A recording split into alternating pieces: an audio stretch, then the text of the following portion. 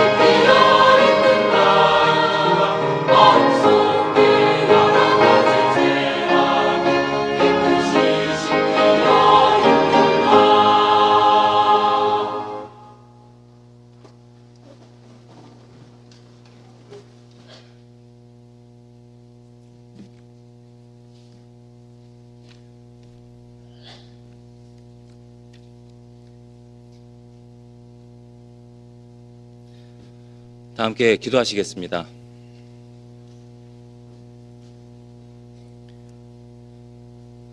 전능하시고 자비로우신 우리 아버지 하나님, 당신의 은혜에 참으로 감사드립니다.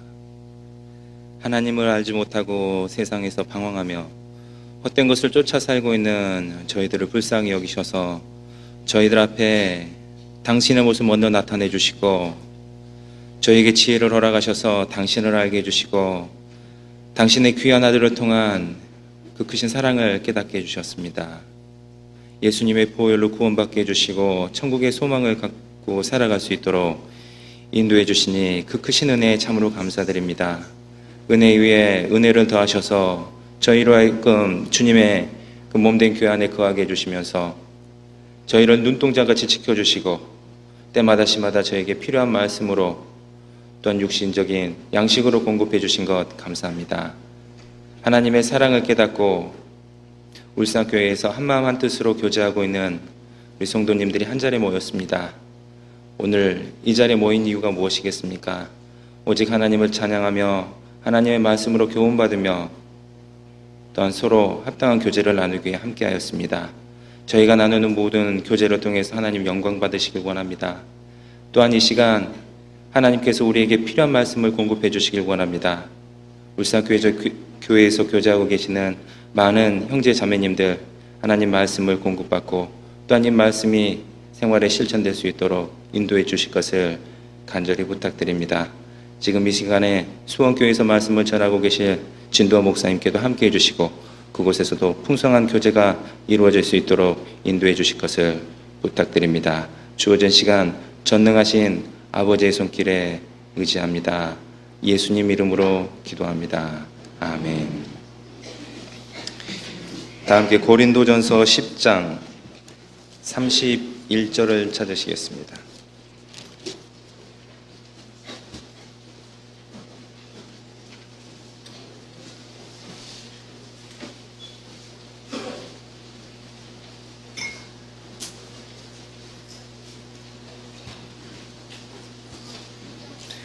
고린도전서 10장 31절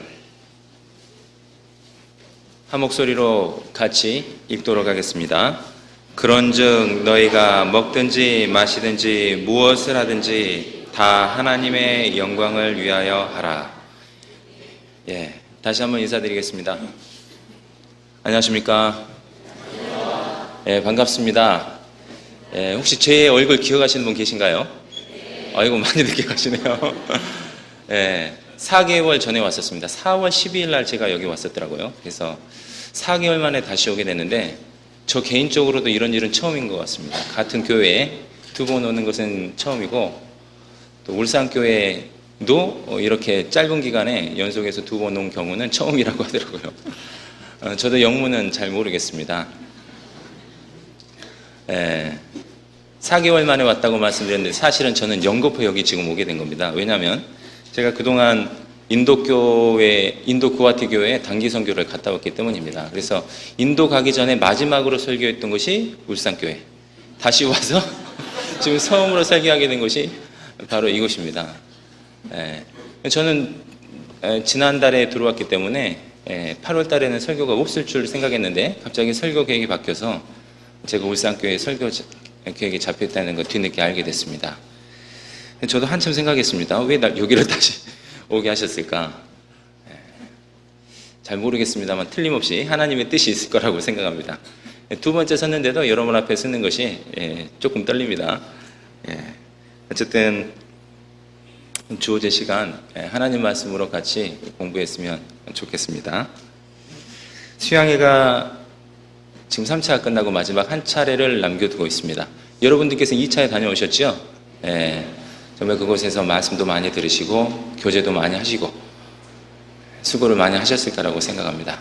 저도 2차는 광주교회에서 중고등부 수련회를 참석해서 거기서 상담을 했었고 3차에서는 우리 이영규 전도사님과 박형준 전도사님과 함께 서울에서 중고등부를 또 했습니다. 성인보다는 중고등부가 조금 힘듭니다. 첫날부터 끝날까지 상담이 굉장히 많고 아이들 형태가 굉장히 다양하기 때문에 특히 성인 상담과 학생들 상담이 큰 차이점이 있다면 성인 상담은 대부분 자발적으로 오는 경우가 많습니다. 그런데 학생 상담의 경우는 분반교사가 얘는 안 되겠다 이제 싶으면 상담을 보내는 경우가 많기 때문에 상당히 만만치 않습니다. 그래서 어쨌든 3차 수양회까지 이제 마쳤는데요. 꽤 힘들었습니다만은 하나님의 은혜 가운데 잘 버틸 수 있었고 오늘 이 자리까지 오게 됐습니다. 또 내일 바로 4차가 시작되는데 그것을 위해서도 함께 여러분들이 이미 끝났지만 같이 기도해 주시면 감사하겠습니다. 그 수양회 기간 중간에 학생들을 상담하면서 특별히 생활 상담을 하면서 가장 많이 찾았던 구절 중에 한 구절을 제가 방금 읽었습니다. 암송하실 분도 계실 텐데요. 그런즉 너희가 먹든지 마시든지 무엇을 하든지 다 하나님의 영광을 위하여 하라. 이렇게 해야 될지 저렇게 해야 될지 모를 때, 진로에 있어서 이렇게 해야 될지 저렇게 해야 될지 모를 때 학생들한테 상담을 해줄 때 이 말을 많이 사용하곤 했습니다. 네가 그쪽으로 가려고 하는 뜻이 그 이유가 정말 하나님을 위한 건지 한번 생각해보자, 이런 식으로 교제를 많이 해주는데요. 오늘 똑같은 질문을 여러분들한테도 한번 드리고 싶습니다. 이 말씀은 우리가 너무 익히 잘 알고 계시는데 여러분들은 정말 먹든지 마시든지 무엇을 하든지 다 하나님 영광 하십니까? 중요한 순간에 잠깐 끊겼습니다. 정말 다 하나님의 영광을 위해서 하십니까?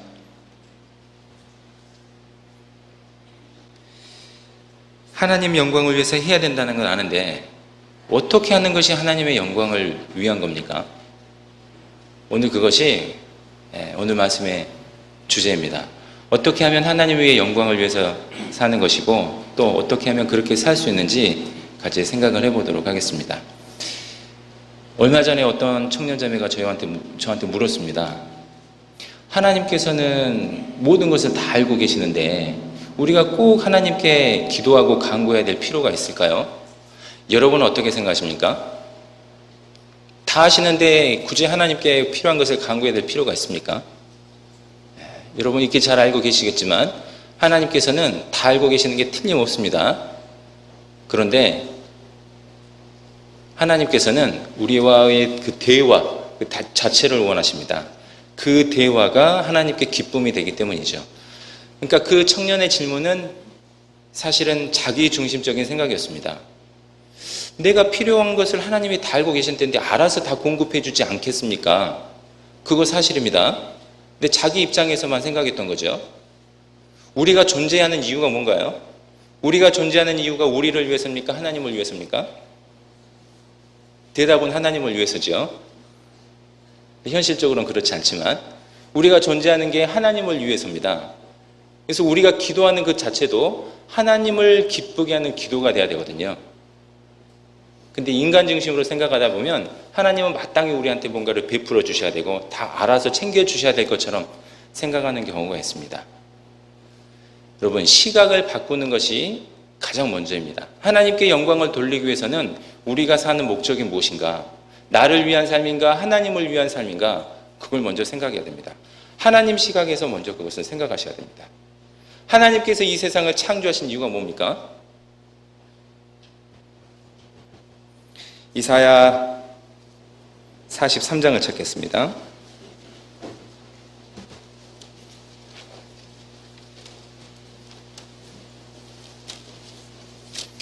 (45장을) 먼저 찾겠습니다.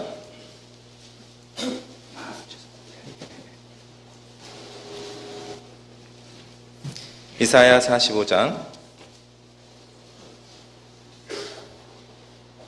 18절. 여호와는 하늘을 창조하신 하나님이시며 땅도 조성하시고 견고케 하시되 헛되이 창조치 아니하시고 사람으로 거하게 지으신 자시니라. 그 말씀에 나는 여호와라, 나 외에 다른 이가 없느니라. 하나님께서 세상을 창조하신 목적이 여기 분명히 나와 있습니다. 사람을 위해서 만든 겁니다. 이 구절만 생각하면 마치 하나님께서는 우리를 위해 존재하시는 것처럼 생각하기 쉽습니다. 한 구절 더 읽어보셔야 되죠. 43장 7절. 그 사람을 만든 이유는 뭘까? 43장 7절에 나와 있습니다. 무릇 내 이름을 일컫는 자 곧 내가 내 영광을 위하여 창조한 자들을 오게 하라. 그들을 내가 지었고 만들었느니라. 여기서는 물론 이스라엘을 나타냅니다만 이스라엘은 모든 사람의 대표입니다. 하나님께서 이 세상을 만드신 이유는 사람들을 위해서 만드셨는데 그 사람들을 만드신 이유가 바로 그 사람들 자신을 위한 것이 아니라 하나님을 위한 거라는 겁니다.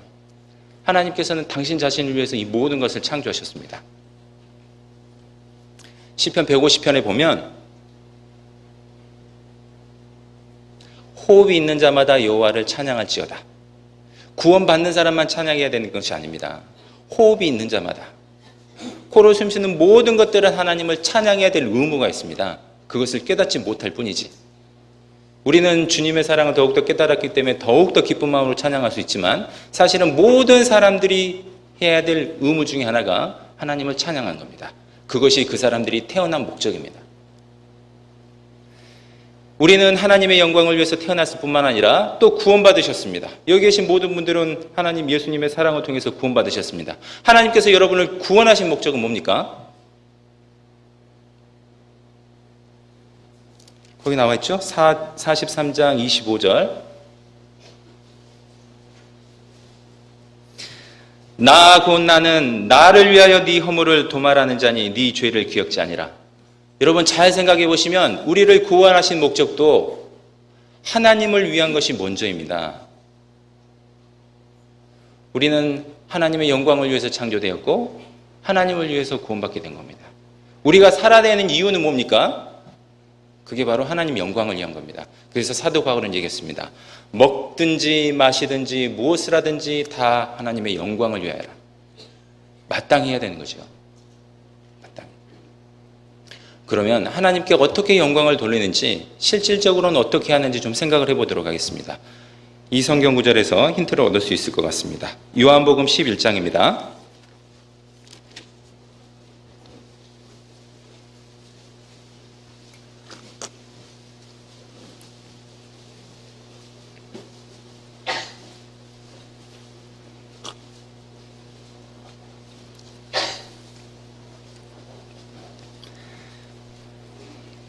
1절입니다. 1절부터 제가 6절까지 읽어드립니다.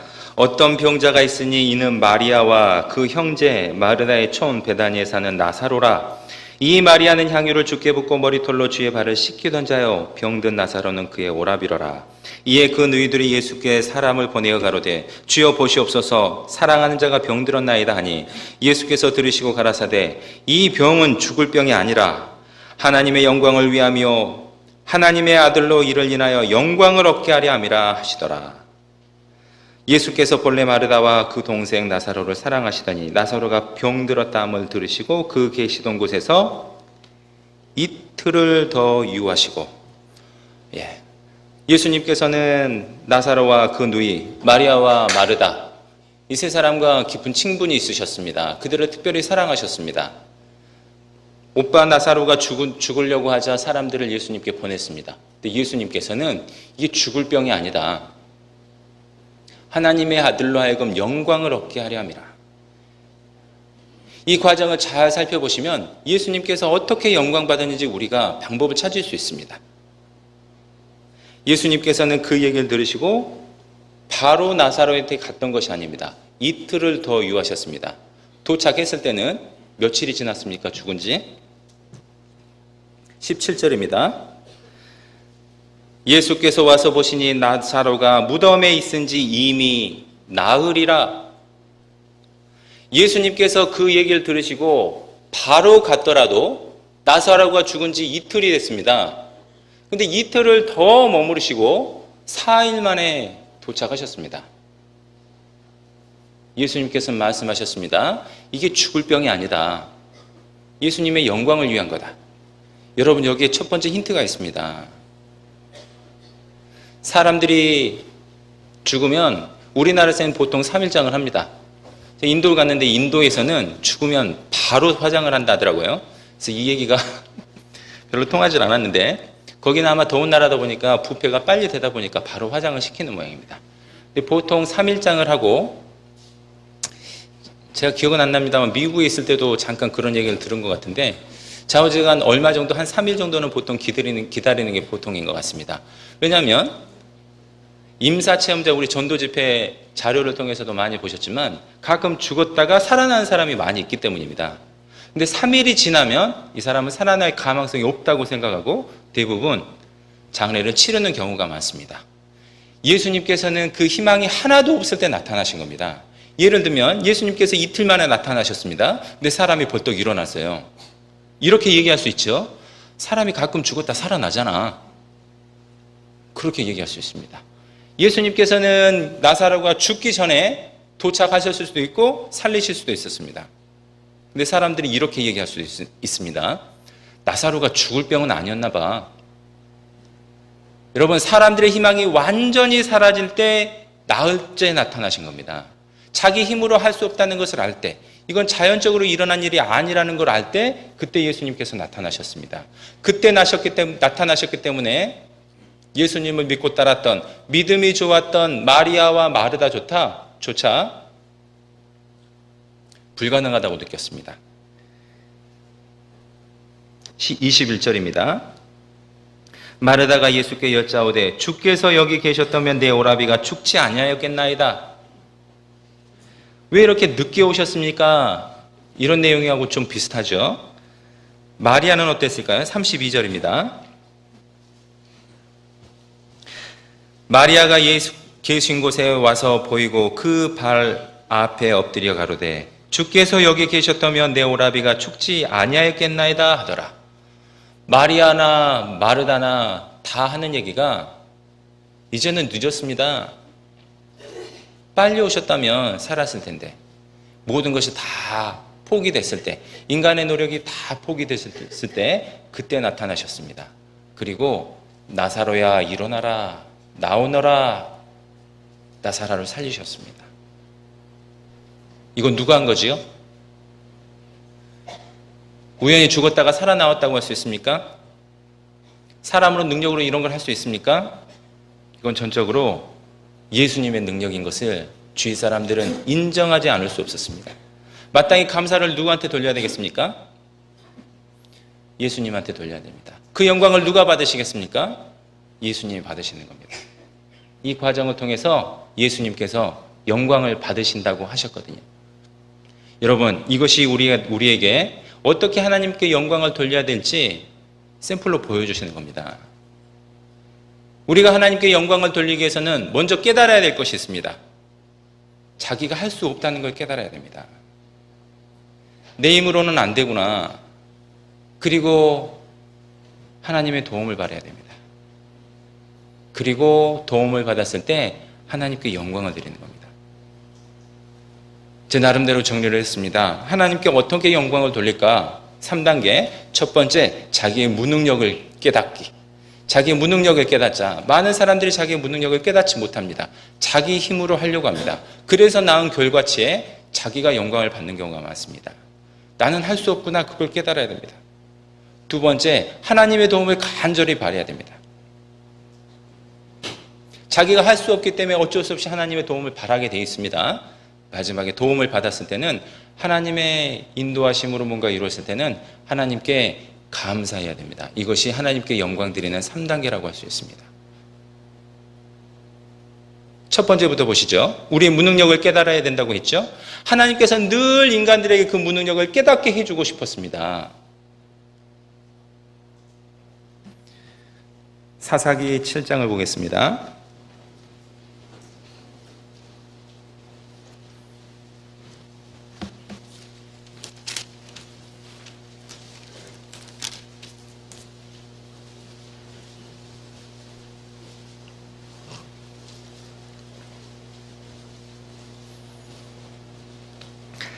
칠 장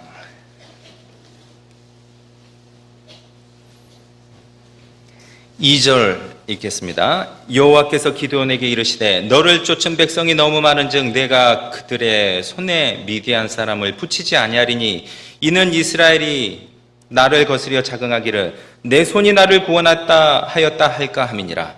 여러분 잘 아시는 대로 미디안 족속이 이스라엘을 쳐들어왔습니다. 한 민족이 이스라엘을 쳐들어왔기 때문에 이스라엘은 거기에 대항하게 싸우게 군사를 모았더니 3만 2천 명이 모아졌습니다. 근데 하나님께서는 너희를 싸움에 내보내지 않겠다. 그 이유가 뭡니까? 너희가 그 수로 싸워서 이기게 되면 그게 너희 영광이 될 거 아니냐. 너희가 이겼다고 할 거 아니냐. 나는 그걸 원하지 않는다. 하나님께서는 겁내는 자 2만 2천 명을 돌아가겠습니다. 10,000명이 남았죠? 다시 물 먹는 태세를 통해서 다시 9,700명을 돌아가겠습니다. 300명 남은 거예요. 여러분. 한 민족이 쳐들어왔습니다. 300명으로서 쳐들어오는 그 민족을 이겨낼 수 있습니까? 가능, 불가능? 불가능합니다. 이걸 깨우쳐주고 싶었어요. 너희 힘으로 안 될 때 하나님을 의지할 수밖에 없거든요. 그래서 하나님이 이기게 해주셨습니다. 이게 누구의 영광이 되겠습니까? 하나님의 영광이 되는 겁니다. 너희가 자긍하게 되는 걸 내가 원치 않는다. 영광은 내가 받아야 되는데 너희가 자긍할 거 아니냐. 하나님은 그 사람의 무능력을 나타내주기 위해 사람을 죽이라고 했습니다. 기드온의 300용사뿐만이 아닙니다. 아브라함은 어땠습니까? 아브라함에게 약속했습니다. 아들을 주겠다고. 너로 하여금 큰 민족을 이루게 해주겠다. 근데 젊었을 때 얘기 나면 자기가 난 줄 압니다. 아브라함이 100세 되었을 때 아무 능력이 없었다고 생각됐을 때 그때 하나님께서는 아브라함에게 아들 허락하셨습니다. 하나님이 하신 거라는 걸 인정하지 않을 수 없거든요. 모세는 어땠습니까? 모세가 자기 동족이 핍박받고 있을 때 자기가 나서서 구원하려고 했습니다. 실패했죠? 도망가야 했습니다. 40년을 다시 훈련받아야 했습니다. 하나님께서는 모세 자기의 힘으로 하는 것을 원치 않았거든요. 모세가 겸손해졌을 때 다시 그를 사용하십니다. 그리고 큰 일을 그를 통해서 이루십니다. 누구의 힘입니까? 모세의 열정입니까? 모세의 힘입니까? 하나님의 힘이거든요. 그때 하나님께서 영광 받으시는 거예요. 구약에만 이런 얘기가 나오는 게 아닙니다. 고린도후서 12장입니다.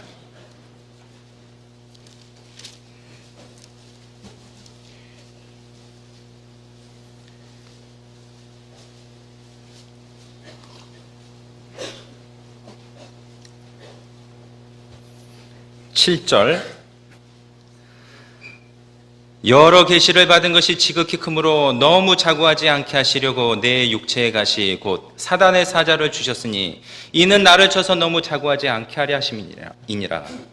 이것이 내게서 떠나기 위하여 내가 3번 주께 간구하였더니 내게 이르시를 내 은혜가 네게 족하도다. 이는 내 능력이 약한 데서 온전하여 짐이라 하신지라. 이러므로 도리어 크게 기뻐함으로 나의 여러 약한 것들에 대하여 자랑하리니 이는 그리스도의 능력으로 내게 머물게 하려 함이라. 사도는 받은 계시가 많았습니다. 아는 것도 많았고 전도할 때마다 많은 사람이 구원받게 됐습니다. 자기를 따르는 사람도 많았습니다. 그때 사도 바울은 교만해질 수 있습니다. 그래서 하나님께서는 다시 겸손하게 만드시는 겁니다. 그래서 육체의 가시를 허락하셨습니다. 육체의 가시가 맨날 따라다녀야 하나님께 기도하게 되거든요. 하나님의 도움을 하게 되거든요. 복음을 열심히 전하는 사람한테 건강도 허락해 주셔서 마음대로 복음 전하게 하면 얼마나 좋겠습니까? 그것은 사람의 인간적인 생각입니다. 하나님께서는 그 사람 힘으로 하는 걸 원치 않았습니다. 나의 힘을 의지해라. 그래서 복음을 전해라. 그래서 사도 바울에게도 육체의 가시를 허락했습니다. 그리고 육체의 가시를 허락하고 자기의 고통에 따를 때 하나님의 도움을 간절히 바라게 되는 거죠. 자기가 약했을 때 예수님의 능력이 자기에게 옴을 알게 됐습니다. 그리고 감사하게 됐습니다. 기뻐하게 됐습니다. 하나님께 영광 돌리기 위해서는 자기가 정말 아무것도 할 수 없다는 걸 깨달아야 됩니다. 자기가 무능력하다는 걸 깨달아야 됩니다. 여러분 실제로 여러분 한번 보시죠. 여러분 능력으로 뭘 할 수 있는지 한번 생각을 해보세요. 전도, 교회마다 가장 큰 목표입니다. 여러분 전도가 마음대로 됩니까? 내 힘으로 됩니까? 내가 정말 계획하고 좋은 계획을 세우고 열심히 하면 진짜 전도가 되든가요? 그게 여러분 능력으로 됩니까? 여러분이 능력으로 되는 게 아닙니다. 사업, 여러분 좋은 사업 계획 가지고 계십니까? 그게 여러분 마음대로 됩니까? 내 딸 결혼시켜야 됩니다. 여러분 마음대로 됩니까? 여러분 마음대로 할 수 있는 게 뭐가 있습니까? 저는 전도인이 되기 전에 무역직에 종사하고 있었습니다. 하다 보니까 좋은 아이템이 하나 발견됐습니다. 중국에서 이 제품을 사다가 한국에 팔면 돈이 좀 될 것 같았습니다. 샘플을 사왔습니다. 3만 원에 팔아와가지고 인터넷 옥션에 내놔봤더니 9만 9천 원에 팔렸습니다. 와, 이거 대박이다. 3만 원에 사서 원가 다 해도 3만 원인데 그걸 9만 9천 원에 팔면 정말 잘 되겠다. 전자제품이었습니다. 그래서 물량을 조금 늘려가지고 다시 판매를 하기 시작했습니다. 맨 처음엔 좀 팔린 것 같더니요. 그 다음에는 전화가 자꾸 오더라고요. 고장났어요. 그 다음에 조금 있다가 일어나는 것은 가격이 뚝뚝뚝 떨어졌습니다.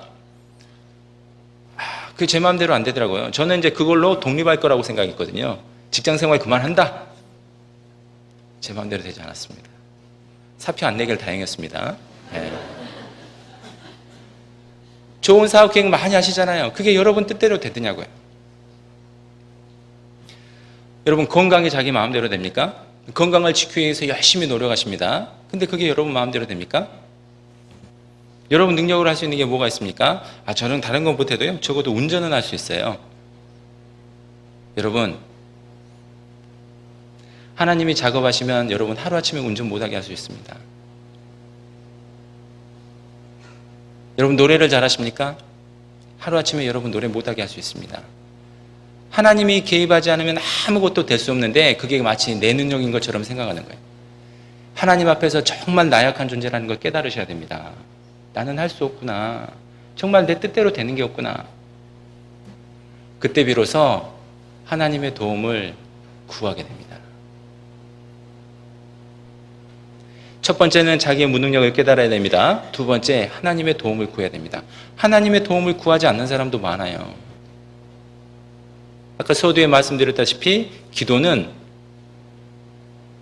하나님이 알고 계신다고 생각해서 안 하면 안 됩니다. 한 군절 찾아보겠습니다. 에스겔 36장입니다.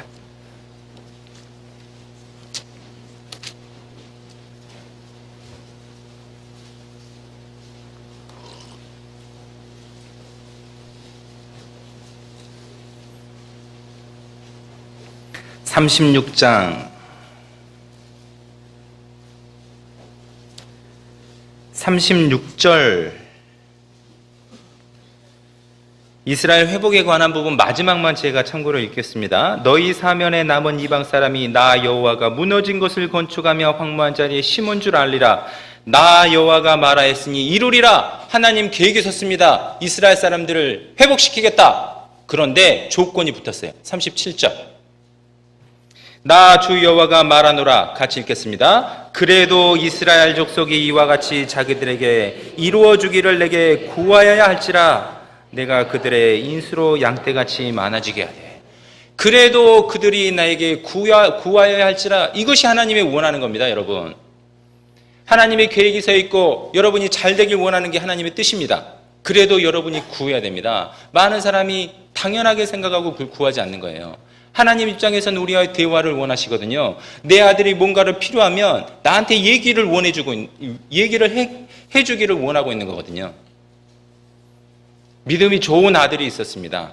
우리 아빠는 나를 너무 사랑해. 내가 필요한 건 다 해주셔. 그래서 믿음이 너무 좋은 나머지 내가 구하지 않아도 아빠가 다 해주겠지 하고 절대 입을 다물고 있는 아이가 있다면, 여러분이 그 아이의 아빠라면 여러분 기쁘시겠습니까? 고개를 끄덕이는 학생이 한 명 있었습니다. 기뻐할 수 없습니다. 아버지는 그 학생의 대화를 원하거든요. 얘가 나의 도움을 필요로 하는구나. 나의 필요성이 느껴질 때 내가 존재 가치가 올라가지 않겠습니까? 하나님도 그걸 원하고 계십니다. 여러분, 아브라함에게만 아들을 약속하셨던 게 아니었습니다. 이삭에게도 약속했습니다. 이삭이 몇 살 때 장가갔죠? 40살 때 장가갔습니다. 40살 때 리브가를 만났는데 몇 살 때 아이를 낳는 줄 아십니까? 창세기 25장 보시겠습니다.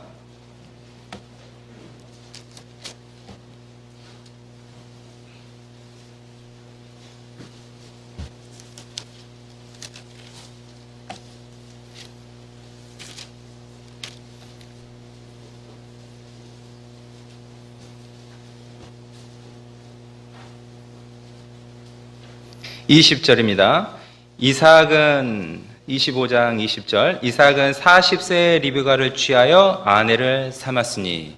혹시 늦게까지 아직 싱글이신 분 희망을 가지시기 바랍니다.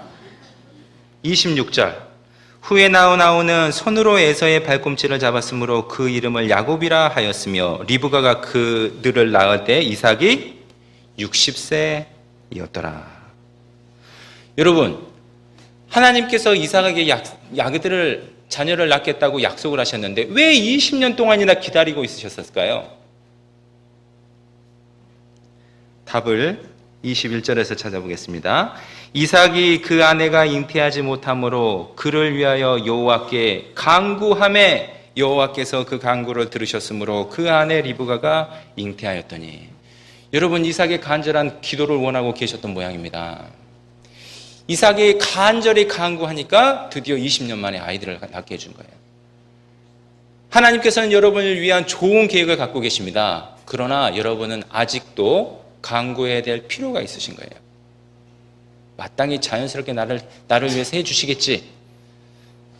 어찌 보면 믿음이 좋은 것 같지만 우리가 아주 중요한 사실을 놓치고 있을 수도 있습니다.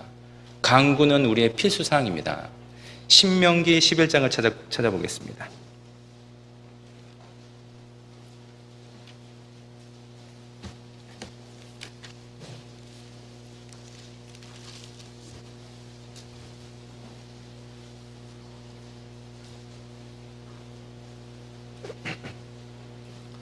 신명기 11장 10절입니다.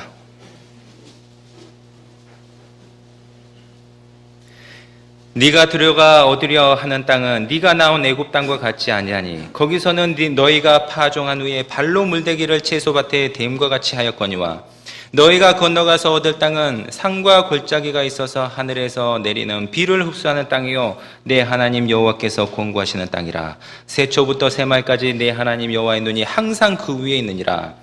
여기 두 가지 땅이 나옵니다. 하나는 애굽 땅, 하나는 가나안 땅입니다. 애굽 땅에서는 먹고 살기 위해서 자기 발로 경작을 해야 됐습니다. 발로 물을 대야 됐습니다. 열심히. 물이 없으면 농사를 지을 수 없습니다. 물을 대기 위해서 자기가 발로 했었어요. 그런데 가나안 땅은 그게 아니라고 하죠. 가나안 땅은 하늘에서 내리는 비를 흡수하는 땅이라고 했습니다. 이것이 구원받은 사람과 구원받지 못한 사람의 차이입니다. 구원받지 못하는 사람은 먹고 살기 위해서 열심히 일을 해야 되는 거예요. 그러나 구원받은 사람들은 자기가 열심히 일한다고 해도, 물론 하나님께서는 근실하게 일하는 자 왕 앞에 서게 하십니다. 자기 일을 열심히 하셔야 됩니다. 그런데 자기가 아무리 좋은 계획을 가지고 아무리 열심히 한다 하더라도 그것이 자기 노력으로 하고 자기를 위해서 한 거라면 하나님께서 결코 잘되게 하지 않으십니다. 구원받은 사람은 삶의 형태가 달라지거든요. 방법이 달라집니다. 우리는 발로 열심히 해서 벌어먹는 그런 삶이 아니거든요. 하나님께서 주시는 그 은혜를 받아먹고 사는 삶입니다. 그럼 어떻게 해야 됩니까? 비가 필요합니다. 물이 필요합니다. 어떻게 해야 되죠? 그 전에는 발로 길을 썼는데 이제는 하나님께 구해야 되거든요. 하나님, 비 필요해. 이것이 구원받은 사람과 구원받지 못한 사람의 차이입니다. 여러분은 하나님의 아들입니다. 하나님의 딸입니다. 하나님께 구하셔야 돼요. 다른 방법이 없습니다. 구원은 받았는데 옛날처럼 살겠다? 여러분 되지 않을 겁니다. 그래서 여러분 사업이 잘 안 되시죠? 제 경험을 말씀드렸습니다. 제가 한때 고등부 교사로서 봉사를 했던 적이 있습니다. 대학교 때 기타를 잘 치지는 못하지만 기타를 조금 쳤습니다. 처음으로 상담교사 직분을 받고 처음으로 학생들 앞에서 이렇게 설교를 하게 됐습니다. 얼마나 떨렸는지 모릅니다. 부들부들 떨면서 얼마나 기도를 많이 했는지 모릅니다. 비록 대상이 학생이긴 했지만 정말 기도 많이 했습니다. 그리고 첫 설교를 마쳤습니다. 좀 무난하게 큰 탈 없이 첫 설교로 마쳐졌습니다. 그리고 나서 갑자기 뒤에 이어져야 할 그 찬양하는 형제가 나타나질 않았습니다. 기타를 인도해야 되는데 나타나질 않았거든요. 그래서 제가 하겠다 그랬습니다. 그래서 제가 기타를 조금 치니까 찬양 인도를 하겠습니다 하고 자신 있게 나갔습니다. 왜? 저는 대학생 때부터 기타를 쳤거든요. 그래서 찬양을 기타를 치려고 하는데 어려운 코드도 아니었습니다. 근데 이게 안 되는 거예요. 그때 깨달았습니다. 내가 정말 약하다고 생각했던 그 설교하는 그 앞자리에서는 간절하게 기도를 했거든요. 근데 정말 자신 있다고 생각하는 그 기타에 대해서는 전혀 기도하지 않았거든요. 내 능력으로 하려고 했습니다. 하나님께서 그 꼴을 못 보셨던 거예요. 그건 네 능력이라고 할 거 아니냐. 깨달았습니다. 정말 찬양 인도 하나를 하더라도 하나님 이름으로 해야 되겠구나. 하나님의 도움을 바라야 되겠구나. 자기의 무능력을 깨닫는 것도 중요하지만 하나님의 도움을 바라는 것이 얼마나 중요한지 모릅니다. 하나님이 그 목소리를 기다리고 있어요. 그래서 하나님께서 은혜를 끼쳐주셨습니다. 도와주셨습니다. 마지막 뭐 해야 된다 그랬죠? 하나님께 감사하고 하나님께 그 영광을 돌려야 되죠. 마땅한 거 아닙니까? 내 능력으로 한 게 아니니까 하나님께서 마땅히 그 영광을 받으셔야 되거든요. 누가복음 17장을 찾겠습니다.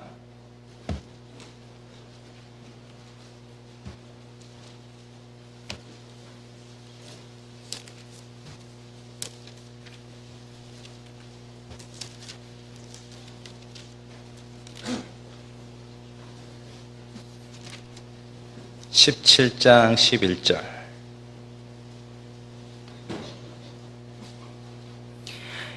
예수께서 예루살렘으로 가실 때 사마리아와 갈릴리 사이로 지나시다가 한 촌에 들어가시니 문둥병자 10명이 예수를 만나 멀리 서서 소리를 높여 가로되 예수 선생님이여 우리를 긍휼히 여기소서 하거늘 보시고 가라사대 가서 제사장들에게 너희 몸을 보이라 하셨더니 저희가 가다가 깨끗함을 받은지라. 여러분, 이 10명의 문둥병자는 기본적으로 자기의 무능력을 깨달았죠. 그리고 그 대상을 발견하고 그 대상에게 도움을 구했습니다. 여기까지는 너무 잘했습니다. 그리고 그 부름의 응답으로 깨끗함을 받았어요. 그 다음이 중요합니다. 15절 그 중에 하나가 자기에게 나은 것을 보고 큰 소리로 하나님께 영광을 돌리며 돌아와 예수의 발 앞에 엎드려 살해하니 저는 사마리아인이라. 예수께서 대답하여 가라사대 10사람이 다 깨끗함을 받지 아니하였느냐? 그 9은 어디 있느냐? 이 이방인 외에는 하나님께 영광을 돌리러 온 자가 없느냐 하시고 그에게 이르시되 일어나 가라 네 믿음이 너를 구원하였느니라 하시더라. 여러분 10명이 구원을 받았습니다. 근데 9명은 어디 간 겁니까? 9명이 실패했어요. 하나님께 영광을 돌리는데. 혹시 9명 중에 여러분 속하지 않습니까? 우리는 하나님께 구하는 거 많습니다. 근데 응답을 받았을 때 하나님께 영광을 돌리는 그 과정을 생략하신 거 아닙니까? 우리는 생활 가운데 가끔 아프기도 합니다. 감기가 들었습니다. 감기가 들고 병이 들었을 때는 자신을 돌아보고 하나님께 기도하죠. 하나님 낫게 해주세요. 그리고 약을 먹고 나왔습니다. 그 다음엔 어떻게 하십니까? 그 약 참 좋대. 하나님께 도움을 구해놓고 그 영광은 약에게 돌리는 겁니다. 하나님께서 그거 기뻐하시겠습니까? 마땅히 기도를 했고 응답을 받았다면 하나님께 영광을 돌려야 되는 거 아닙니까?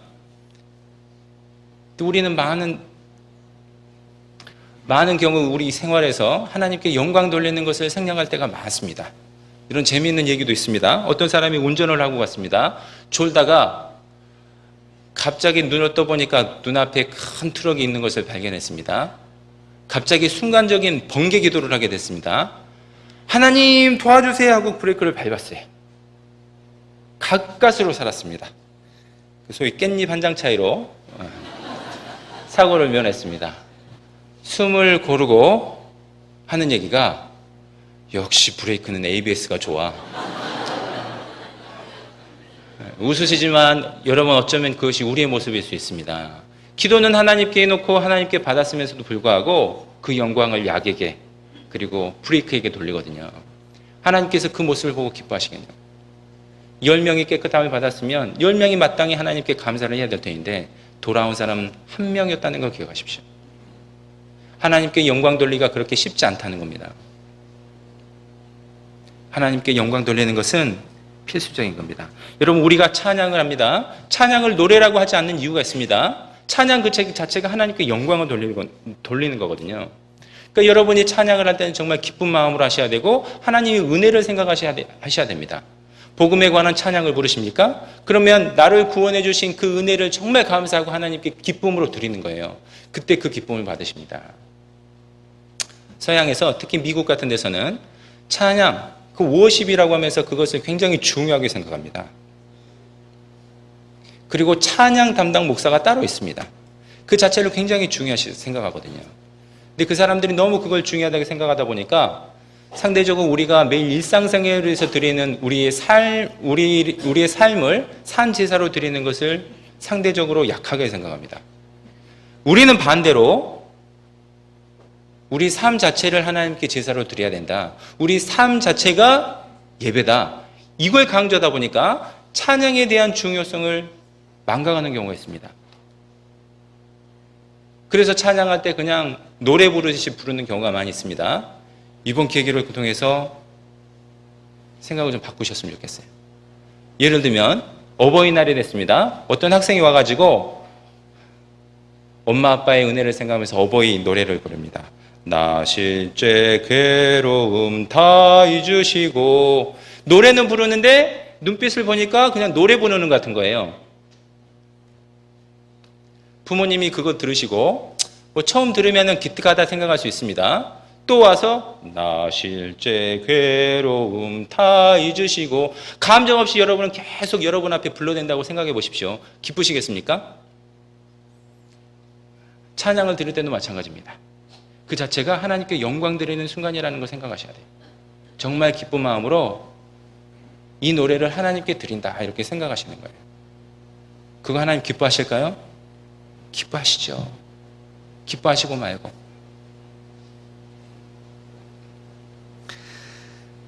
그래서 제가 세 가지를 설명드렸습니다. 하나님께 영광 드리기 위해서는 첫 번째, 자기의 무능력을 깨달아야 된다. 두 번째, 하나님께 간구해야 된다. 세 번째, 하나님께 감사를 돌리는 겁니다. 자, 여기까지 들으시면 혹시 오해하실 분이 계십니다. 그럼 우리가 할 수 있는 건 아무것도 없군요. 하나님이 다 해주시겠네. 우리가 간구만 하면 다 해주시겠네. 그런지 찾아보겠습니다. 다시 요한복음 11장 가보겠습니다.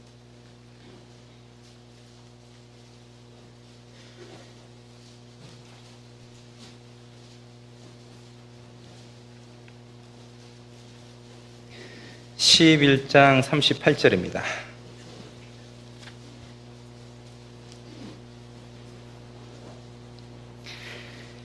이에 예수께서 다시 속으로 통분히 여기시며 무덤에 가시니 무덤이 굴이라 돌로 막았거늘 예수께서 가라사대 돌을 옮겨 놓으라 하시니 그 죽은 자의 누이 마르다가 가로되 주여 죽은 지가 나흘이 되었으며 벌써 냄새가 나나이다. 예수께서 가라사대 내 말이 네가 믿으면 하나님의 영광을 보리라 하지 아니하였느냐 하신대 돌을 옮겨 놓으니 예수께서 눈을 들어 우러러보시고 가라사대 아버지여 내 말을 들으신 것을 감사하나이다. 항상 내 말을 들으시는 줄을 내가 알았나이다. 그러나 이 말씀을 하옵는 것은 둘러선 무리를 위함이니 곧 아버지께서 나를 보내신 것을 저희로 믿게 하려 함이니이다.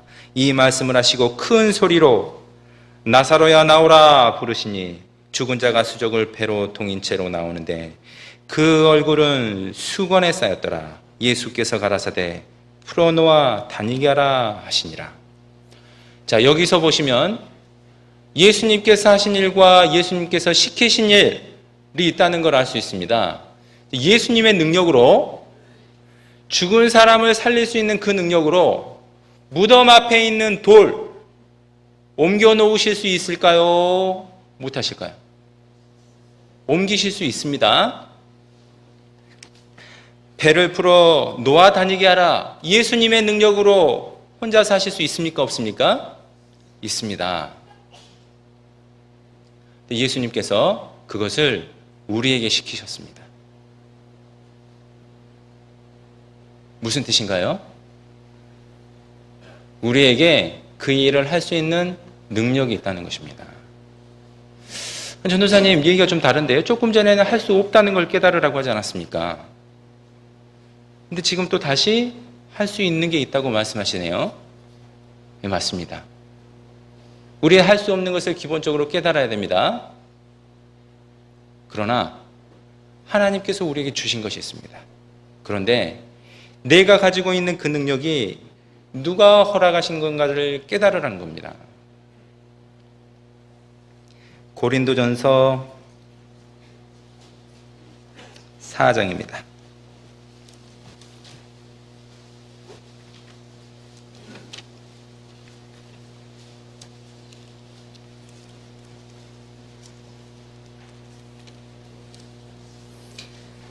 고린도전서 4장 7절입니다.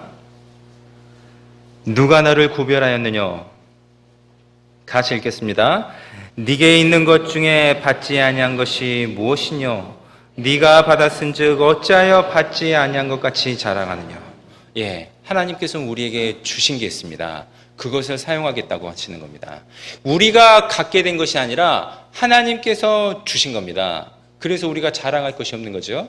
우리에게 주셨기 때문에 하나님의 능력으로 얼마든지 그 능력을 취해 가실 수도 있습니다. 그래서 잘 따져보시면 그건 내 능력이 아니라는 걸 알 수 있어요. 그것은 주신 능력입니다. 그 주신 능력으로 일을 해라. 그것이 하나님의 뜻입니다. 지금까지 우리가 하나님께 어떻게 영광을 돌릴 것인가, 우리가 직접 하나님께 영광을 돌리는 법에 대해서 배웠습니다. 지금부터는 우리가 열심히 일을 했을 때 우리에게 오는 영광이 있습니다. 그것을 하나님께 돌리는 방법을 생각을 해보도록 하겠습니다.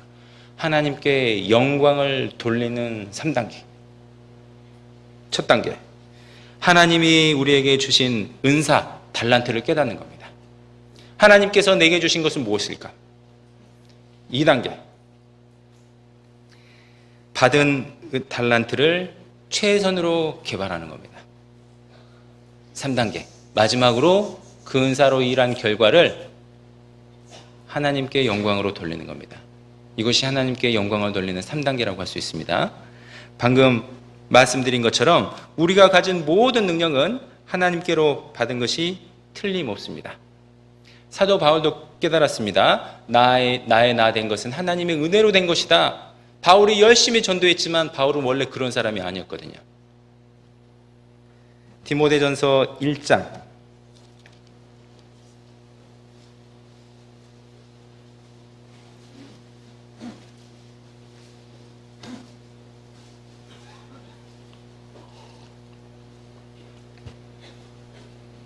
디모데전서 1장 12절입니다.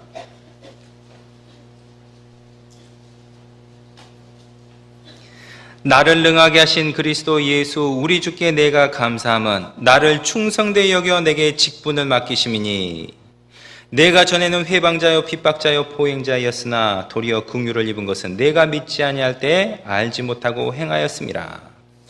사도 바울이 한때 회방자요 핍박자요 포행자였습니다. 그런데 하나님께 귀히 쓰임받는 하나님의 일꾼이 됐습니다. 이것이 누구의 능력이냐고요? 자기가 잘해서 된 겁니까? 사도 바울은 그게 아니다. 나를 능하게 하신 그리스도 예수, 나를 능하게 하신 것은 예수님이구나, 그걸 깨달았습니다. 여러분을 능하게 한 건 뭡니까? 여러분 이 교회 안에서 직분을 맡고 계십니까? 그 직분을 허락하신 분은 누굽니까? 여러분 잘 생각해 보면 우리도 사도 바울과 똑같았습니다. 구원받기 전에, 하나님의 사랑을 깨닫기 전에, 예수님의 보혈을 알기 전에는 사도 바울과 똑같은 사람이었어요. 핍박자요 포행자요, 그보다 더 하셨지요? 근데 제가 구원받고 여기 있는 거예요. 그 자체가 기적이고 그 자체가 하나님의 은혜입니다. 그 은혜 때문에 내가 여기 있는데, 혹시 이 안에서 일을 하다가 일을 잘했을 때 그것을 자기가 한 것으로 생각하고 계시지 않습니까?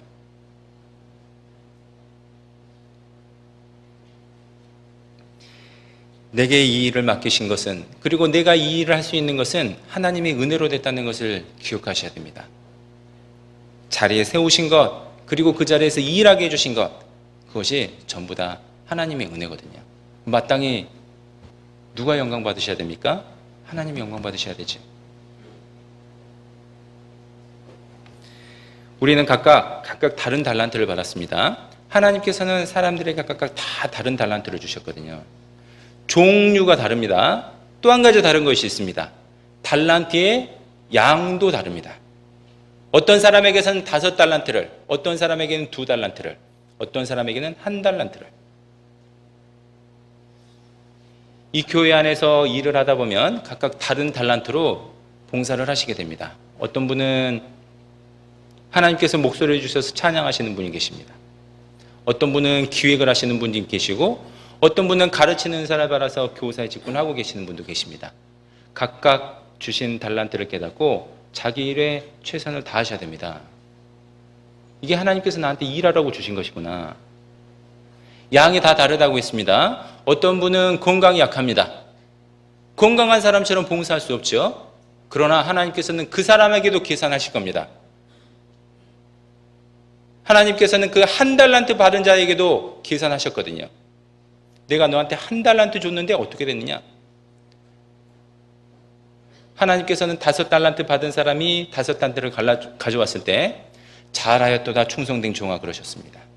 2달란트 받은 사람이 2달란트 가져왔을 때 잘하였도다 충성된 종아 똑같이 칭찬하셨어요. 1달란트 가진 사람은 아무것도 가지고 오지 않았습니다. 악하고 게으른 종아 그러셨습니다. 여러분, 그 사람이 1달란트만 가져왔더라면 똑같은 칭찬을 받았을 겁니다. 여러분이 받은 달란트가 있습니다. 나는 안 돼. 혹시 한 달란트 받은 사람처럼 미리 포기하시는 분 계십니까?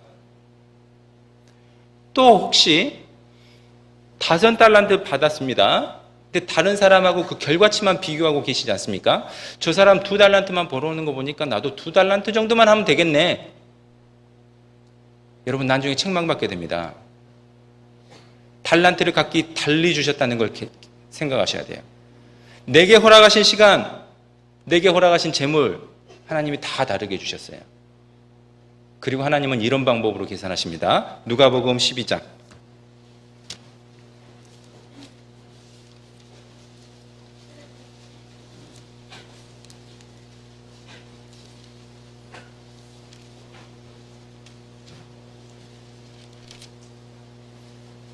(48절입니다)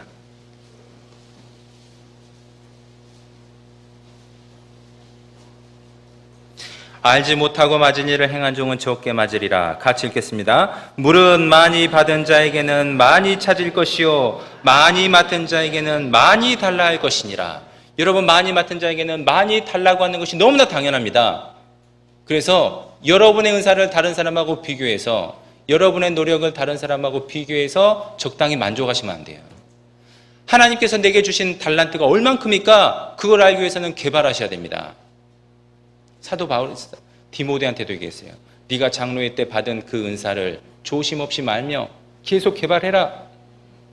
최선을 다하시는 것이 필요합니다. 여러분, 최선을 다하시는 것이 하나님을 기쁘시게 하는 과정이라는 걸 아십니까? 최선을 다해야 기쁘시게 할 수 있습니다. 그리피스 조이너라는 육상 선수가 있었습니다. 1988년 서울 올림픽 때 그 미국 흑인 여자 육상 선수였습니다. 그 사람은 대학생이었고 좋은 대학에 다니고 있었던 걸로 제가 기억합니다. 그 공부도 잘했지만 달리기도 잘했어요. 그리고 한국에 와서 금메달을 제 기억으로 3개인가 4개인가 땄던 것 같습니다. 그래서 여자 선수로서 육상 달리기에서 금메달을 많이 땄기 때문에 많은 기자들이 찾아갔습니다. 한 기자가 물었습니다. 당신은 달릴 때 주로 무슨 생각을 하면서 달리십니까? 그 그리피스 조이너는 크리스천이었는 모양이에요. 이렇게 대답을 했답니다. 자기는 달릴 때 자기가 열심히 해서 열심히 한 그 결과로 상급을 받고 하나님께 영광을 돌리는 그 생각을 하면서 뜁니다. 얼마나 기특한 생각입니까, 여러분? 비록 달리기를 하지만 거기에 최선을 다해서 자기에게 받은 달란트를 깼다고 거기에 최선을 다해서 하나님께 영광을 돌릴 걸 생각하는 거예요. 이런 걸 우리도 생각해야 되지 않겠습니까?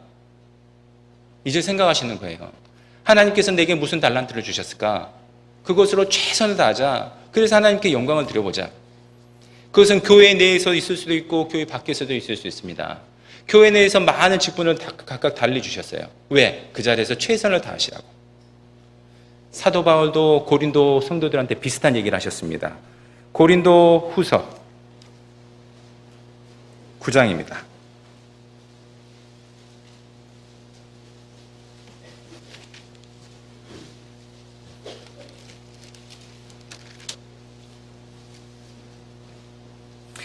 고린도 후서 9장 10절입니다. 사도 바울이 예루살렘에 있는 어려운 성도들을 돕기 위해 연보를 강조하면서 하신 말씀입니다. 11절. 너희가 모든 일에 부여하여 너그럽게 연보를 함은 우리로 말미암아 하나님께 감사하게 하는 것이라. 연보를 한다 하더라도 우리에게 감사하는 게 아니죠. 우리로 말미암아 하나님께 감사하는 겁니다. 여러분, 하나님께 감사가 되기 위해서는 우리로 말미암아야 됩니다. 여러분, 그러려면 우리가 있는 자리에서 최선을 다해야 되는 거예요. 우리가 최선을 다했을 때 우리로 말미암아 하나님께 감사가 되거든요. 하나님께서는 그걸 기뻐하지 않겠습니까? 12절. 이 봉사의 직무가 성도들의 부족한 것만 보충할 뿐 아니라 사람들의 하나님께 드리는 많은 감사를 인하여 넘쳤느니라. 여러분이 봉사의 임무를 충실히 잘하면 뭐가 되는 겁니까? 첫 번째 효과, 성도들의 부족한 것을 보충하시게 됩니다. 그 자체로도 기쁜 일이죠. 그런데 두 번째 결과, 보충한 뿐만 아니라 사람들의 하나님께 드리는 많은 감사를 인하여 넘쳤느니라. 그게 하나님께 감사가 되거든요. 여러분이 하는 일을 통해서 하나님께서 감사를 받으시고 영광을 받으시는 거예요. 그것이 우리 교회 안에서 해야 될 일입니다. 우리가 자기 직분에 최선을 다할 때 그때 하나님께서 영광을 받으십니다. 13절.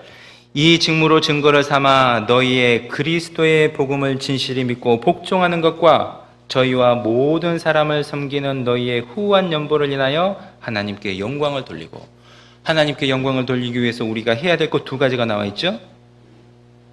이 직무로 증거를 삼아 너희의 그리스도의 복음을 진실히 믿고 복종하는 것, 그것이 첫 번째입니다. 두 번째, 저희와 모든 사람을 섬기는 너희의 후한 연보, 이것이 두 번째입니다. 그렇게 되면 하나님께서 영광 받으십니다. 먹든지 마시든지 하나님의 영광을 위해서 하라. 근데 따지고 보면 그게 멀리 있는 것이 아니었어요. 교회 안에서도 얼마든지 실현 가능하십니다. 여러분이 있는 자리에서 최선을 다하실 때. 밖에서 나가서도 마찬가지입니다. 우리 교회 안에서뿐만 아니라 성도들과 관계뿐만 아니라 많은 이방인을 만나실 때도 하나님께 영광이 될 수 있습니다. 마태복음 5장입니다.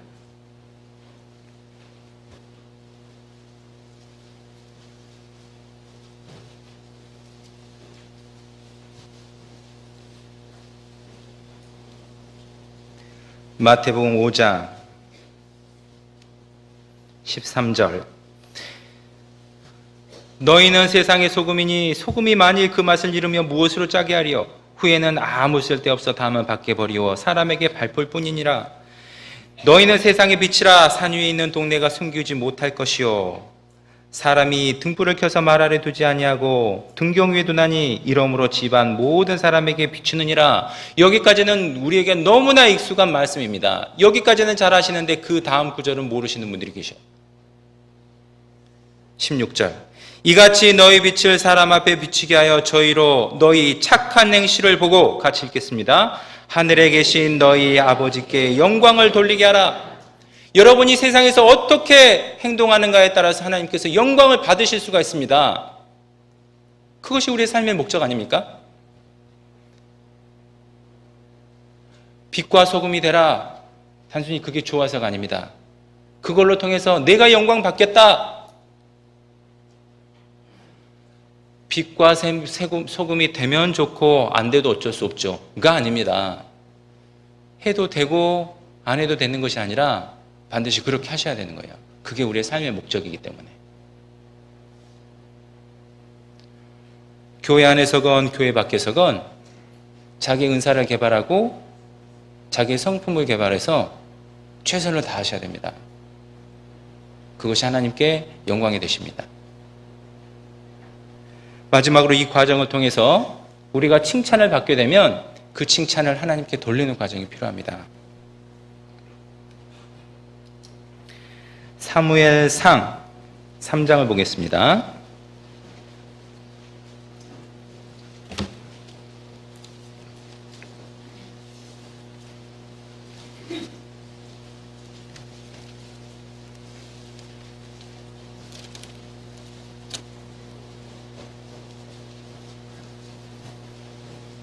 17장입니다. 죄송합니다. 사무엘상 17장.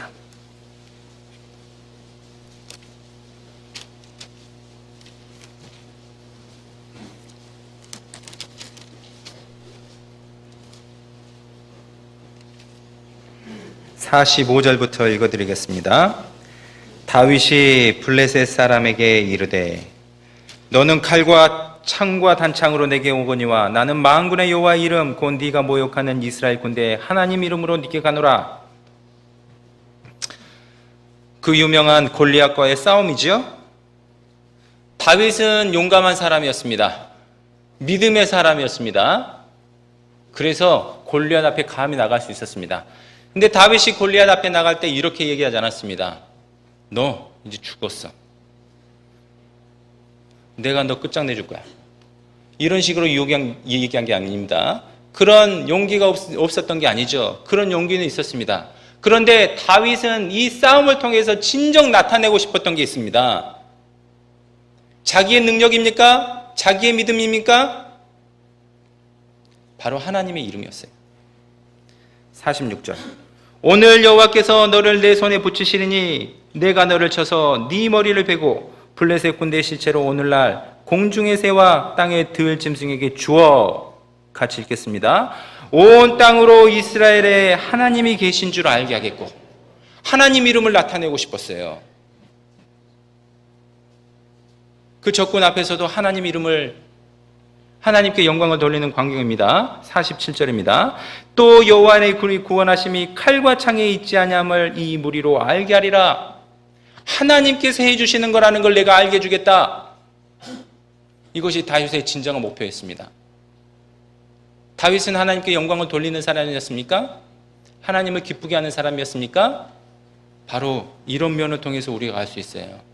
그래서 하나님께서는 다윗이 내 마음에 합한 자라 그런 칭찬을 하셨던 거예요. 자기의 용기를, 자기의 능력을 나타낸 게 아니었습니다. 다윗은 돌팔매질의 선수였거든요. 정말 충실한 양치기였습니다. 그러나 진정 나타내고 싶어 했던 것은 하나님이 나와 함께 한다는 것을 나타내주고 싶었어요. 우리가 최선을 다하는 것, 그것이 결국 누구 이름을 나타내는 겁니까? 하나님의 이름을 나타내는 거야 됩니다. 여러분 요셉 기억하십니까? 요셉이 바로의 꿈을 풀어줄 때 자기 이름으로 한 게 아니었습니다. 하나님이 아니면 이것을 할 수 없습니다. 다니엘도 마찬가지였습니다. 너 참 대단하다. 요셉과 다니엘은 그런 얘기를 들었을 때 이건 하나님이 아니면 되는 게 아닙니다. 하나님의 이름을 나타냈습니다.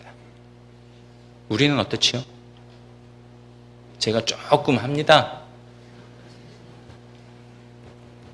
그때 하나님께서는 슬퍼하실 거예요. 내가 준 능력으로 네가 칭찬을 받고 있구나.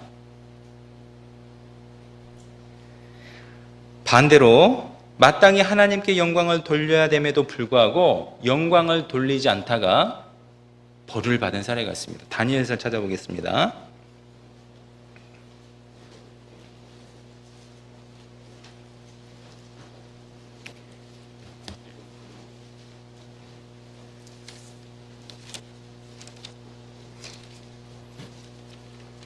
다니엘서 5장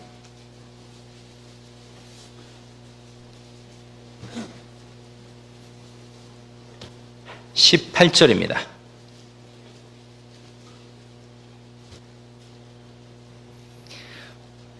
왕이여 지극히 높으신 하나님이 왕에 붙인 느부갓네살에게 나라와 큰 권세와 영광과 위엄을 주셨고 그에게 큰 권세를 주셨으므로 지금 느부갓네살의 아들 벨사살 왕에게 하고 있는 얘기입니다. 하나님께서 당신의 아버지에게 큰 권세와 영광과 위엄을 주셨는데 19절 다시 읽겠습니다. 그들에게 큰 권세를 주셨으므로 백성들과 나라들과 각 방언하는 자들이 그의 앞에서 떨며 두려워했으며 그는 임의로 죽이며 임의로 살리며 임의로 높이며 임의로 낮추었더니 그가 마음이 높아지며 뜻이 강팍하여 교만을 행함으로 그 왕위가 폐한바되며 그 영광을 빼앗기고 인생 중에 쫓겨나서 그 마음에 들짐승의 마음과 같았고 또 들나귀와 함께 거하며 또 소처럼 풀을 먹으며 그 몸이 하늘의 이슬에 젖었으며 느부갓네살은 하나님의 힘으로 그 자리에 올랐는데 자기가 하나님의 그 도우심을 인정하지 않고 자기 영광을 높였습니다. 그럴 때 하나님께서는 느부갓네살을 낮추셨습니다. 진짜 소처럼 풀을 먹게 했거든요. 그 벌이 실제로 내렸습니다. 근데 그것을 봤다면 당신, 느부갓네살의 아들인 당신은 더 겸손해야 될 거 아닙니까? 마땅히 하나님께 더 영광을 돌려야 될 거 아닙니까? 그런데 벨사살은 그러지 않았어요. 솔로몬 성전에 있는 그 금은 기병을 사용해서 술을 마셨습니다. 그러니 어떻게 되겠소? 22절입니다. 벨사살 왕이여, 그의 아들이 되어서 이것을 다 알고도 오히려 마음을 낮추지 아니하고 도리어 스스로 높여서 하늘의 주제를 거역하고 그 전 기명을 왕의 앞으로 가져다가 왕과 기인들과 왕후들과 빈궁들이 다 그것으로 술을 마시고 왕이 또 보지도 듣지도 알지도 못하는 금은 동, 철과 목석으로 만든 신상을 찬양하고 도리어 왕의 호흡을 주장하시고 왕의 모든 길을 작정하시는 하나님께는 영광을 돌리지 아니한지라. 그래서 손가락이 나와서 벽에 썼습니다. 데겔 우바르신, 메네 데겔 우바르신. 그 다음에 어떻게 됐습니까? 벨사살 왕은 죽임을 당했습니다. 벨사살 왕은 자기의 존재 이유를 알지 못했어요. 마땅히 우리 모든 호흡 있는 자는 하나님께 영광을 돌려야 되는데 그걸 깨닫지 못하고 모든 영광을 자기가 취하다가 그렇게 죽임을 당했습니다. 그렇게 죽임을 당한 사람은 다니엘 시대만 있었던 게 아닙니다. 신약에도 나옵니다. 사도행전 12장입니다.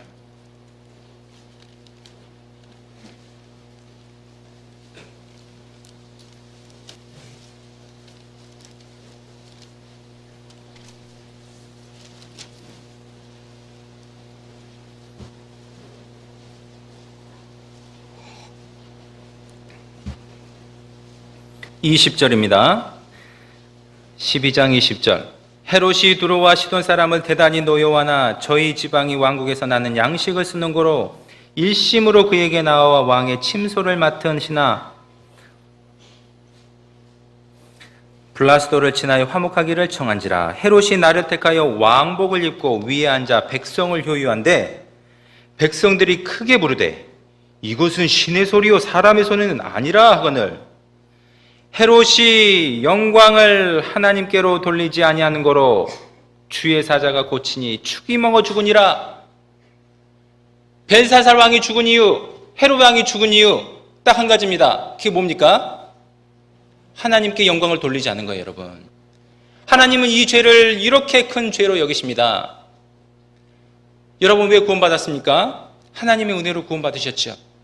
하나님의 은혜를 받아들이는 것은 하나님께 정말 감사한다는 뜻입니다. 그 은혜를 받았으니 얼마나 감사하겠습니까?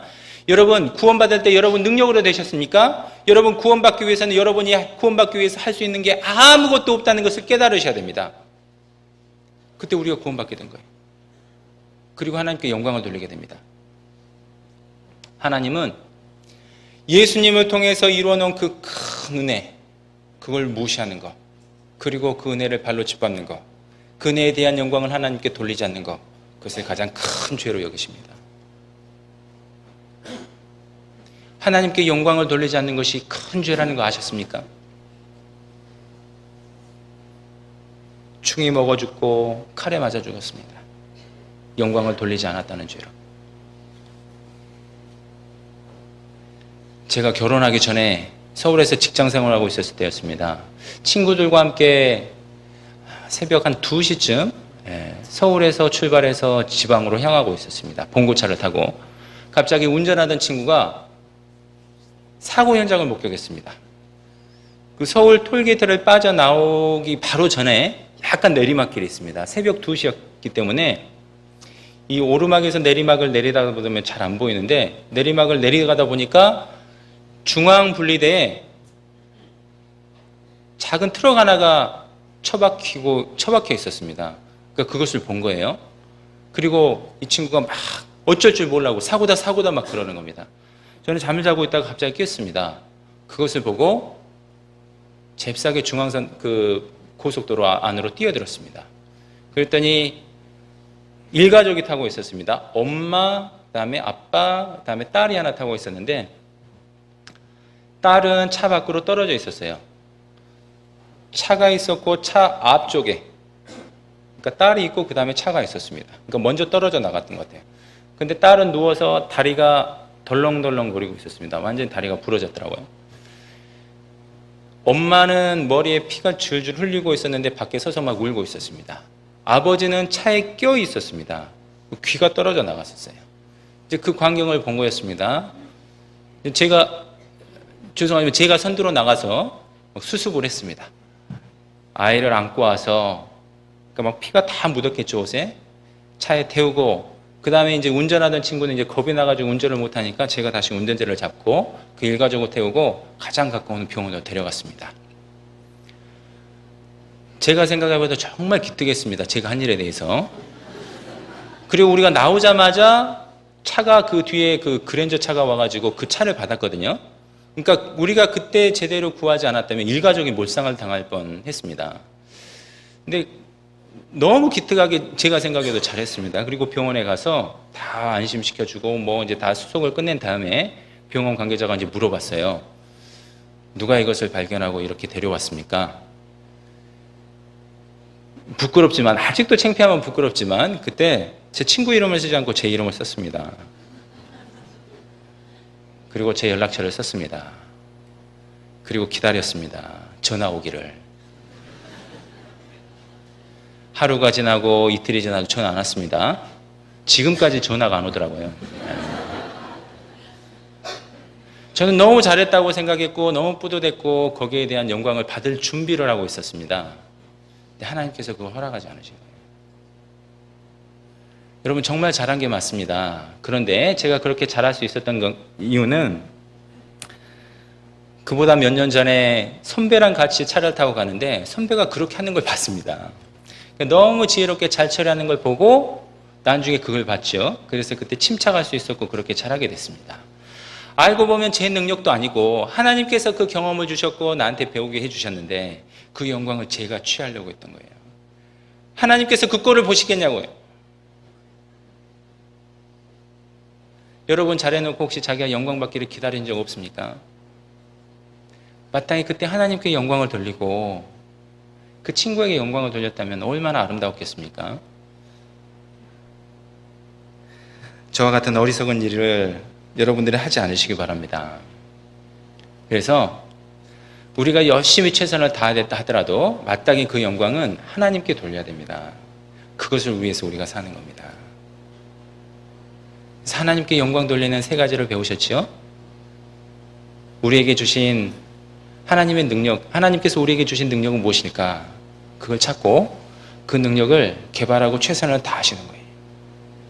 그 능력을 서로 비교하지 말고 교회에서건 교회 밖에서건, 그리고 그 결과치로 하나님께 영광을 돌리는 겁니다. 하나님이 정말 기뻐하실 겁니다. 전도사님 말씀 잘 들었습니다. 그런데요, 우리는 그냥 하나님을 위해서 존재하는 거네요? 우리는 뭐예요? 요한복음 8장입니다.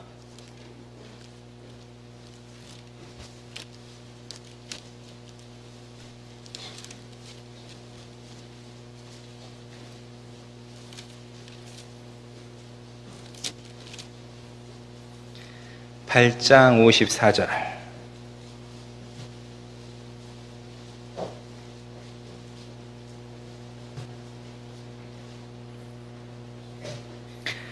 예수께서 대답하시되 내가 내게 영광을 돌리면 내 영광이 아무것도 아니오니와 내게 영광을 돌리시는 이는 내 아버지시니 곧 너희가 너희 하나님이라 칭하는 그이시라. 예수님께서 영광 받으실 일을 많이 하셨습니다. 근데 예수님께서도 그 영광을 스스로 취하지 않으셨어요. 내가 내게 영광을 돌리면 내 영광이 아무것도 아니게 된다. 이걸 지금까지 우리가 배우신 겁니다. 그런데 그 뒤에 내게 영광을 돌리시는 이는 내 아버지시니 곧 저희가 너희 하나님이라 칭하시는 그이라. 하나님께서 영광을 예수님께 돌리시겠답니다. 그렇다면 우리에게도 가능성이 있지 않을까요? 13장도 보겠습니다. 13장.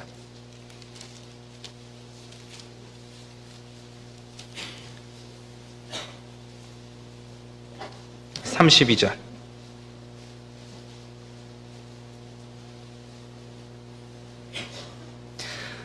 만일 하나님이 저로 인하여 영광을 얻으셨으면 하나님도 자기로 인하여 저에게 영광을 주시리니 곧 주시리라. 하나님께서 우리를 통해서 영광을 받으셨다면 그 영광을 인하여 하나님도 자기로 인하여 저에게 영광을 주시리니 곧 주시리라. 이 예수님과 하나님과 관계였습니다. 그렇다면 우리에게도 가능성이 있지 않을까요? 맞습니다, 여러분. 여러분이 하나님의 영광을 위해서 살 때 나중에 여러분을 위한 영광이 기다리고 있습니다. 이 세상에 살 동안에 하나님의 영광을 위해서 사는 것이 본분입니다. 그 삶에 최선을 다할 때 하나님께서는 우리에게 큰 영광을 준비하셨다는 거예요. 결국 나는 하나님의 영광을 위해서 열심히 살았는데 그것이 결국 자기의 영광이 되는 겁니다. 골로새서 3장입니다.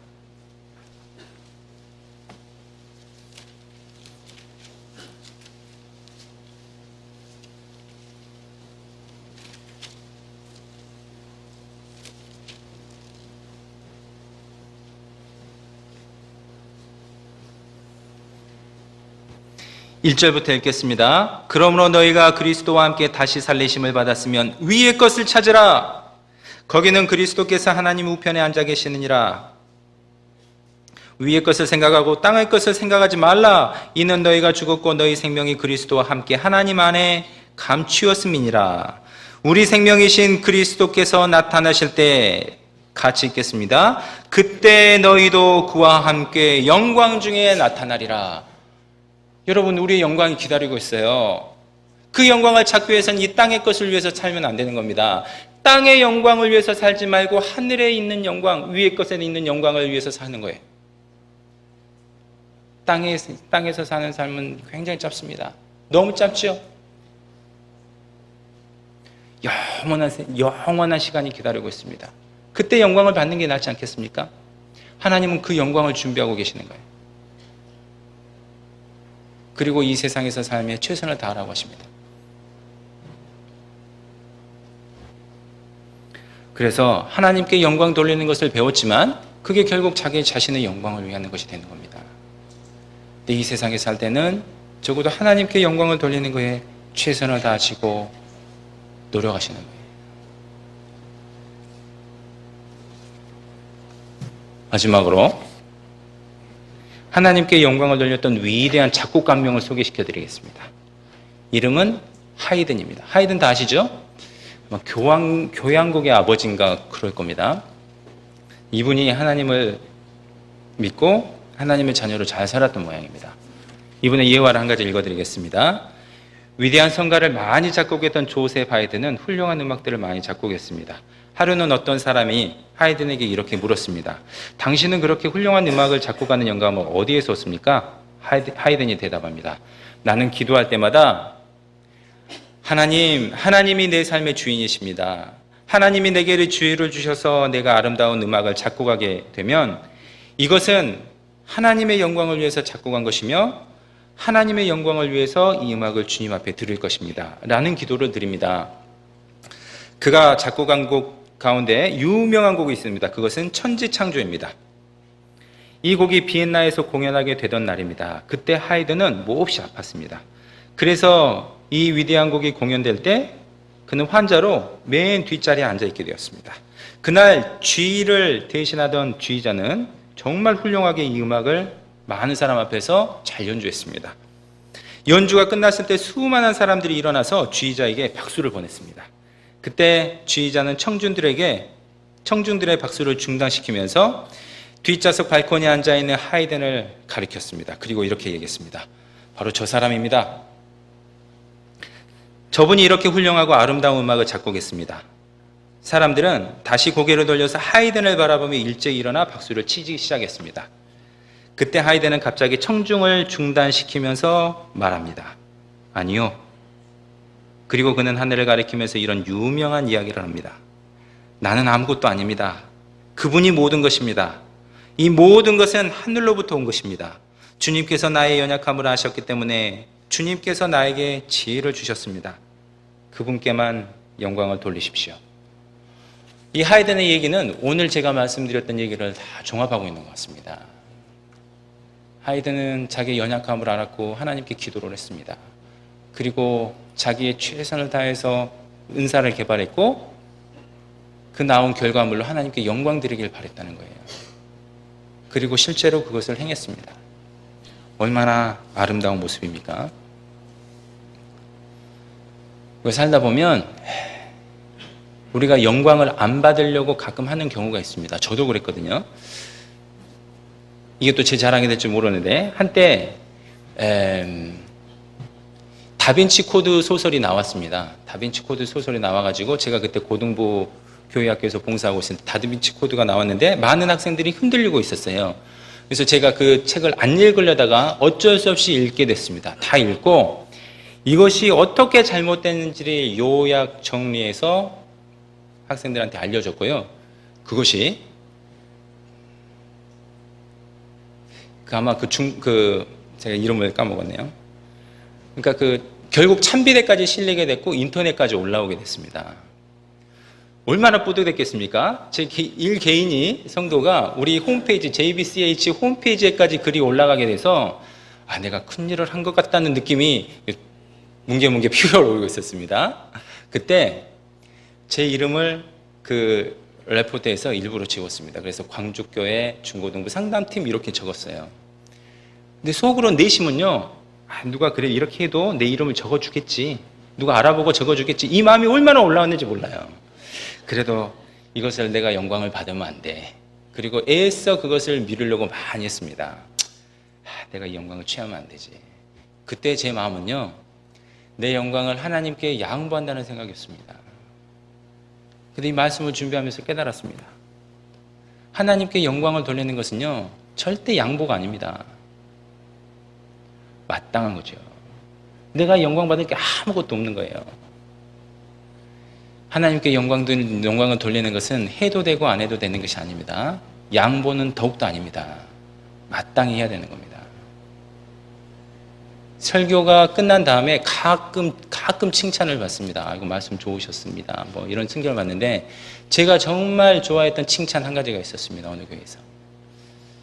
하나님께서 전도사님 보내주신 것 같아요. 그 칭찬 속에는 제 얘기가 하나도 없거든요. 하나님께서 보내주셨거든요. 저 그 칭찬을 들을 때 정말 기분 좋았습니다. 하나님께 쓰임을 받았구나. 특히 이제 전도인으로서 영광을 취하게 될 때가 있습니다. 전도인은 특히 영광에 민감해야 되고 조심해야 될 부분입니다. 그래서 제 개인적인 경험까지 말씀드렸는데 저뿐만 아니라 많은 전도인들이 거기에 조심하고 그렇게 하려고 하고 있습니다. 그래서 여러분들도 개인 삶에 있어서 하나님께 영광 돌리는 것을 실제로 실천하셨으면 좋겠습니다. 그게 우리의 삶의 목표입니다. 다 함께 기도하시겠습니다.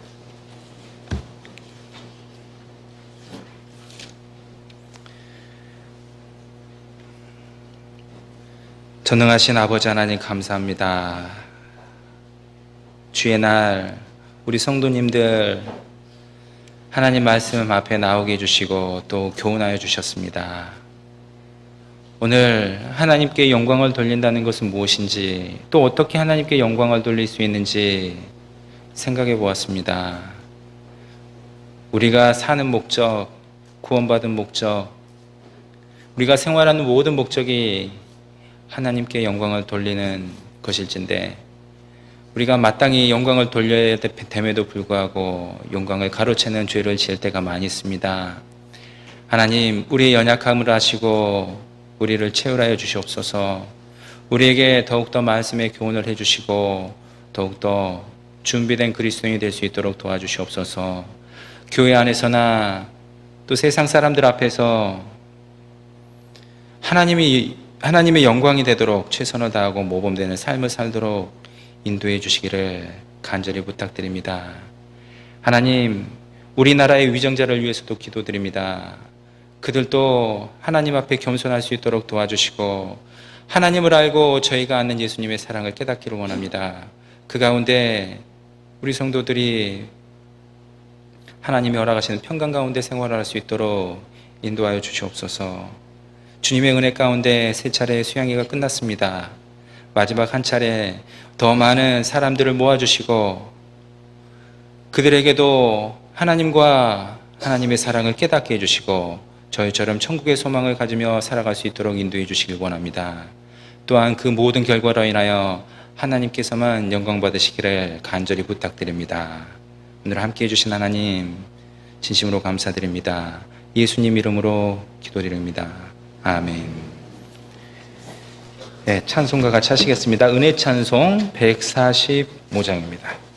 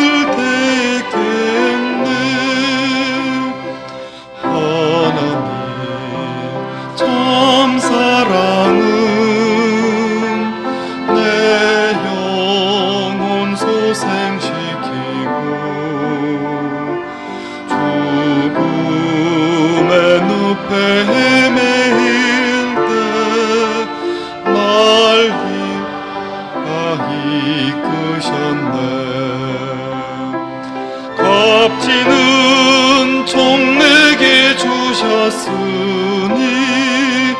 한량 없는 기쁨 넘치네. 하나님의 마음 속에 살며 항상 찬송하리라. 하나님 참 사랑은 내 생활 변화시키고 감사의 찬송 기도 속에 늘 깨어있게 했네. 세상 부귀 멀리 하라시고 믿음 승리하라 하시던 하나님은 내 생활의 진주 항상 영광 받으리.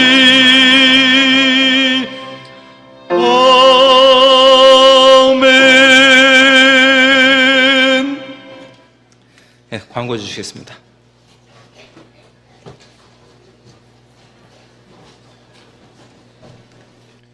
네, 광고 드리겠습니다. 오늘은 식사 후에 해별로 모여주시기 바랍니다. 봉사의 어머니의 청년회, 은빛 장년회 해별로 모여주시기 바랍니다. 전체 임원 모임 광고입니다. 오는 토요일 8월 22일 전체 임원 모임이 교회당에서 있습니다. 소식기는 7시로 나가는데 정정하겠습니다. 7시 30분입니다. 식사하시고 7시 30분에 교육관 3층으로 와주시기 바랍니다. 전체 임원 모임 8월 20일 토요일 날 있습니다.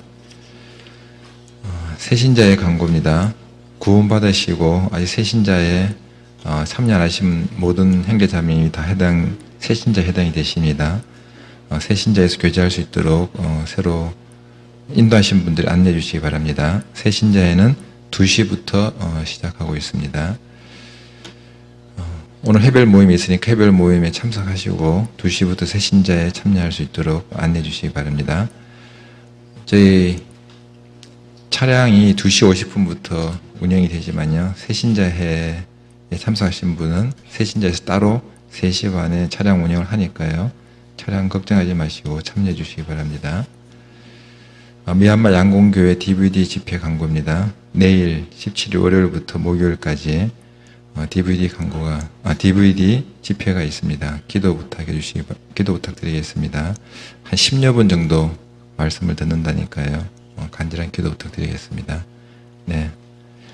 어머니의 광고입니다. 어머니의 교구조장님들은 광고 후에 헌금 앞에 모여주시기 바랍니다. 네, 마치겠습니다. 자료 교체하시기 바랍니다.